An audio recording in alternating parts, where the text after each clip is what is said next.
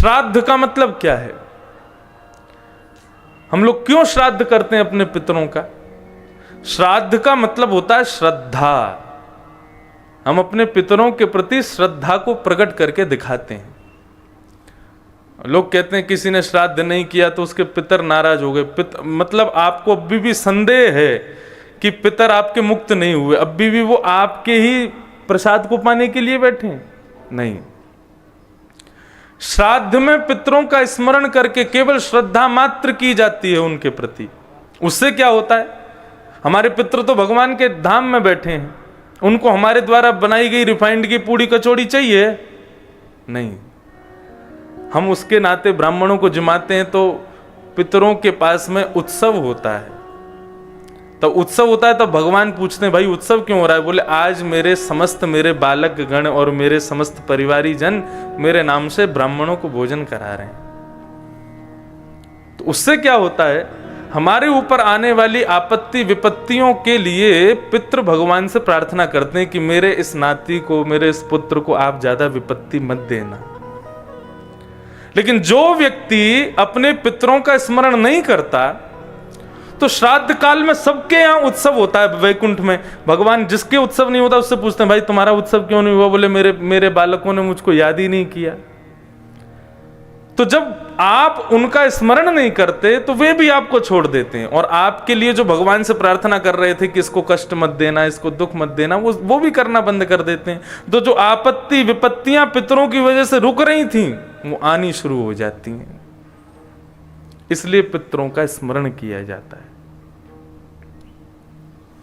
प्रत्येक हमारे यहाँ के सनातन धर्म की प्रत्येक क्रिया वैज्ञानिक है। ललाट पर तिलक क्यों लगाते हैं, चोटी क्यों रखते हैं, धोती क्यों पहनते हैं, सब चीज में विज्ञान है। भगवान शिव को पंचामृत का अभिषेक क्यों किया जाता है, हनुमान जी पर सिंदूर क्यों चढ़ाया जाता है, सबके पीछे विज्ञान है। हवन क्यों किया जाता है, विज्ञान है। तुलसी के नीचे दिया क्यों जलाया जाता है, विज्ञान है। सब विज्ञान है। लेकिन उसको समझा जाए तब ना। एक संत विचरण कर रहे थे, तभी उन्होंने देखा कि एक तोता, उसका एक पंख कटा हुआ है, उस जमीन पर पड़ा है। संत ने उस तोता को उठाया और उसको उपचार करके, उसकी मल्लम पट्टी करके उसको अपने आश्रम में ले आए। और उस तोते की भय को दूर करने के लिए उन्होंने उसको पढ़ाना शुरू कर दिया। और उसको क्या पढ़ाते हैं? भेलिया आएगा, जाल बिछाएगा, दाना डालेगा, फंसना मत, फंसना मत, फंसना मत। और तोता भी वही बोलता, भेलिया आएगा, जाल बिछाएगा, दाना डालेगा, फंसना मत, फंसना मत, फंसना मत। अब दिन रात संत जब भी उस तोते के पास जाते, बोलो तोता, तो वो यही बोलता, भेलिया आएगा, जाल बिछाएगा, दाना डालेगा, फंसना मत, फंसना मत, फंसना मत। 1-1.5 महीना में उसको ऐसा कंठस्थ हो गया कि संत बोले कि अब इसको अगर अकेला भी छोड़ दूंगा तो ये अपनी जान बचा लेगा। इसको पता है कि भेलिया आएगा, दाना डालेगा, जाल बिछाएगा, उसमें इसको फंसना नहीं है, मैंने इसको बता दिया। अब संत बोले अब तुम रहो यहीं पर, जंगल में विचरण करो, और मैं जाता हूं बद्रीनाथ केदारनाथ दर्शन करके आऊं। जाते जाते फिर पूछ के गए, बेटा क्या याद किया? बोले भेलिया आएगा, जाल बिछाएगा, दाना डालेगा, फंसना मत। बहुत बढ़िया, अब अपनी रक्षा स्वयं करो। एक दिन भेलिया आया, तो भेलिया को आते ही देख वो तोता बोल रहा है भेलिया आएगा। भेलिया ने जाल निकाला तो बोला जाल बिछाएगा। भेलिया दाना डालता है, बोले दाना डालेगा। और जैसे ही दाना डाला भेलिया ने, ऊपर से तोता उड़ता हुआ जा रहा है, बोला फंसना मत, फंसना मत, फंसना मत। और जाले के ऊपर बैठ करके दाने चुगने लगा। भेलिया ने जाला बंद करके और पीछे टांग लिया। पीछे टंगा हुआ जाले में भी बोल रहा है भेलिया आएगा, जाल बिछाएगा, दाना डालेगा, फंसना मत, फंसना मत, फंसना मत। भेलिया आश्चर्य तो कर रहा है लेकिन हंस रहा है। बोले रट लिया है लेकिन इसका मतलब इसको नहीं पता है। घर ले जाकर के चक्कू पहनाता है, बोले आज तेरी सब्जी बनाऊंगा, तब भी कहता है भेलिया आएगा, जाल बिछाएगा, दाना डालेगा, फंसना मत। तो ये क्या है? क्या ये ज्ञान है? नहीं।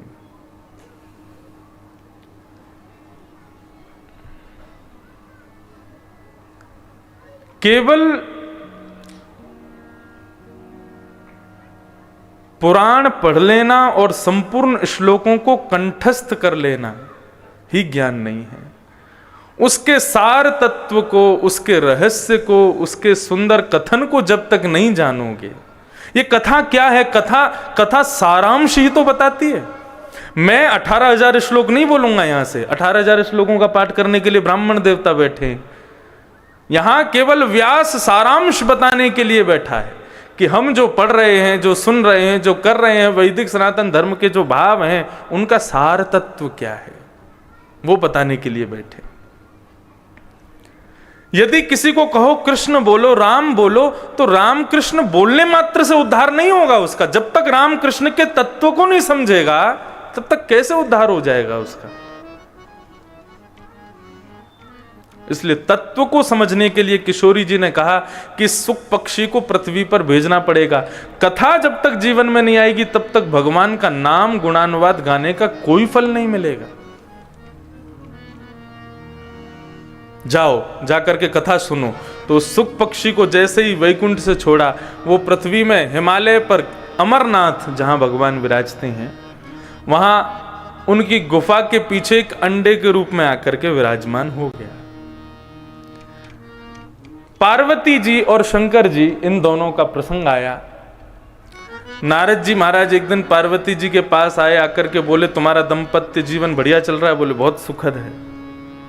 बोले भगवान शिव तुम्हें सब बताते हैं? बोले कुछ नहीं छुपाते मुझसे। तो बोले बताओ उनके गले में मुंडों की माला किसकी है? पार्वती जी बोली ये तो कभी नहीं बताया मुझे। तो वैसे ही प्रेम करते हैं तुम्हें, जब तुमसे ज्यादा मुंडों की माला संग रहती है, तुमको यही नहीं पता किसके मुंड हैं वो।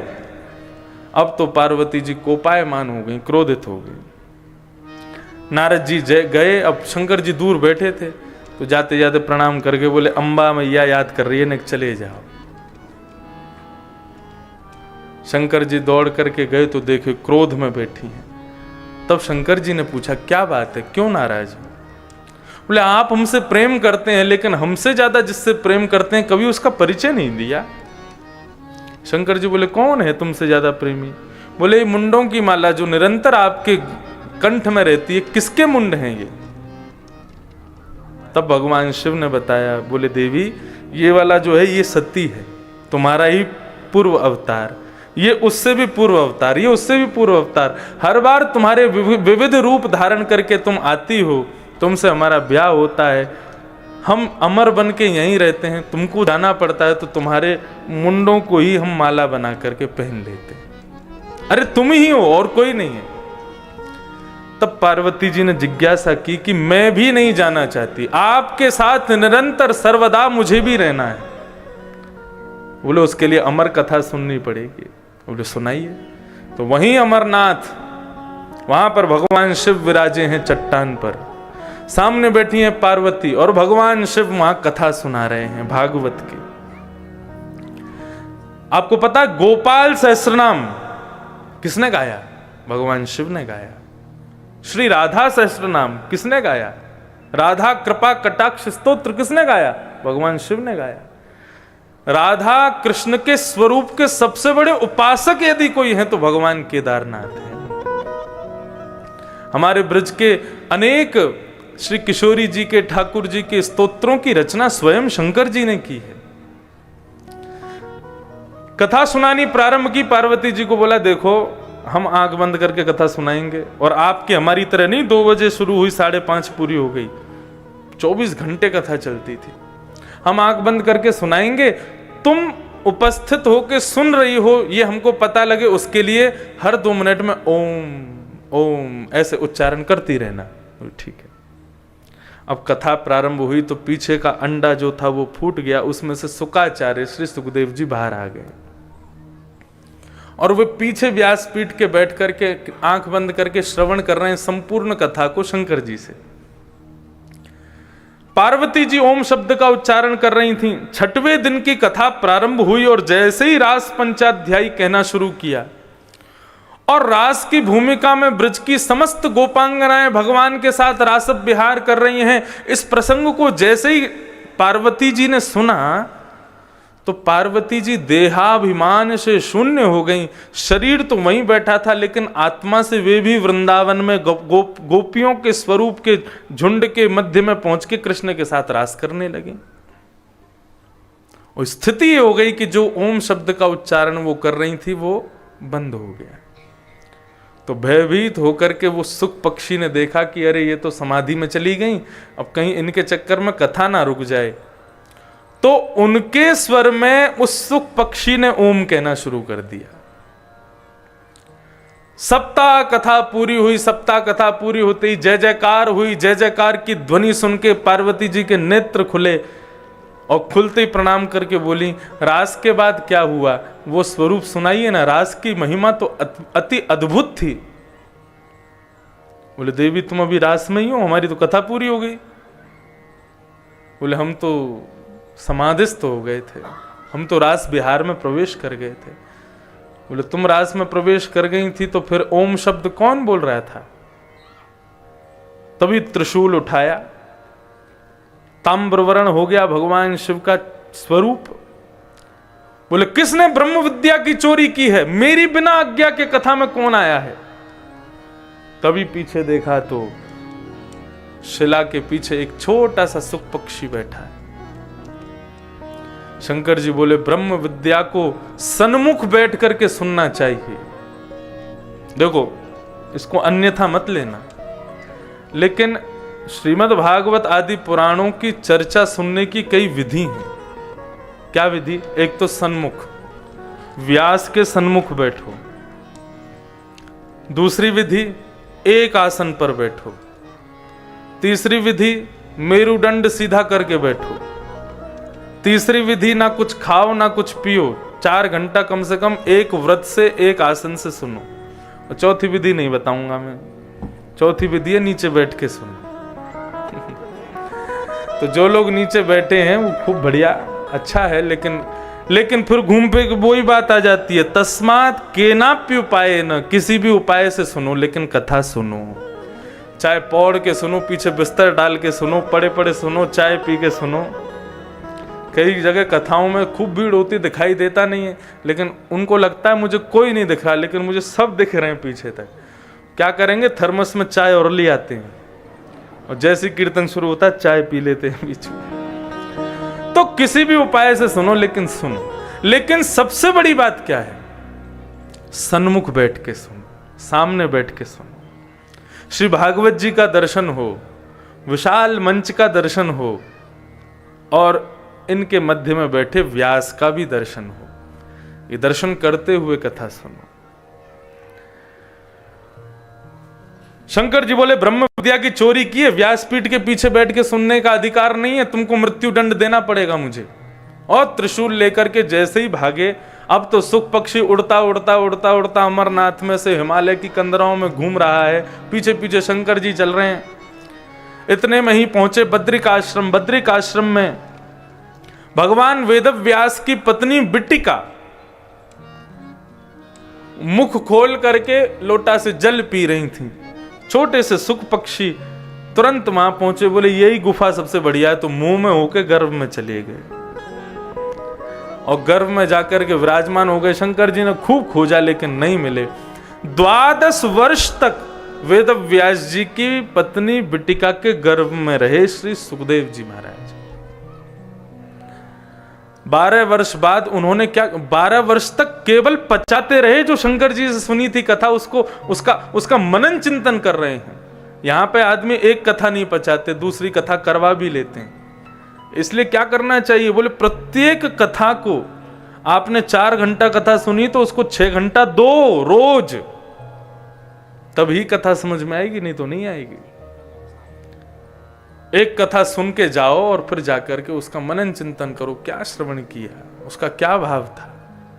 अरे इतना धन का व्यय होता है कथा कराने में, इतने खर्चे होते हैं, लेकिन उस खर्चे का आपको फायदा कब होगा? जब सुनी गई कथा को अच्छे से अपने हृदयांगित कर लोगे, नहीं तो इस कथा का कोई रूप आपको प्राप्त नहीं होगा। श्री वेदव्यास जी महाराज को जाकर के बिट्टिका ने कहा कि मेरे गर्भ में से मुझको श्लोकों की ध्वनि आती है, ना जाने कौन है भीतर। वेदव्यास जी ने मंत्र दृष्टि से देखा तो अंदर विराजमान सुखदेव जी का उनको दर्शन हुआ।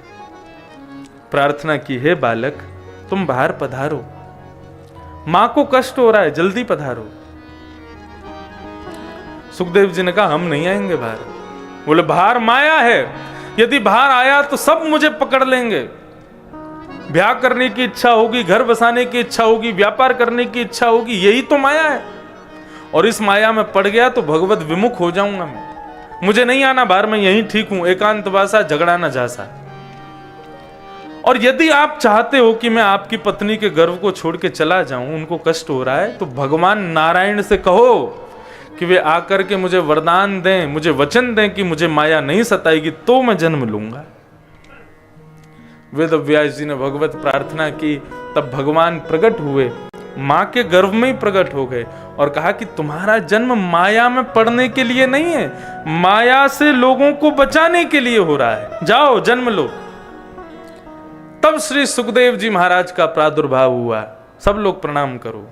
यम प्रव्रजन्तमनुपेत मपेत कृत्यम द्वैपायनो विरह कातर आजुहाव पुत्रेति तन्मयतया तरवो विनेदो तम सर्वभूत हृदयम मुनिमानतोष। कैसे हैं? बोले जन्म लेते ही वन की ओर चल दिए, मुड़ के भी नहीं देख रहे कि मेरी मां कौन है, मेरे पिता कौन है। अपेत कृत्य, जिनका नामकरण संस्कार भी नहीं हुआ है, ऐसे से सुखदेव जी जन्म लेते ही वन की ओर जाने लगे। पिता श्री वेदव्यास जी हे पुत्र कह कह करके पीछे दौड़ रहे हैं, लेकिन पीछे मुड़ करके नहीं देखा। ऐसे श्री सुखदेव जी को हम प्रणाम करते हैं।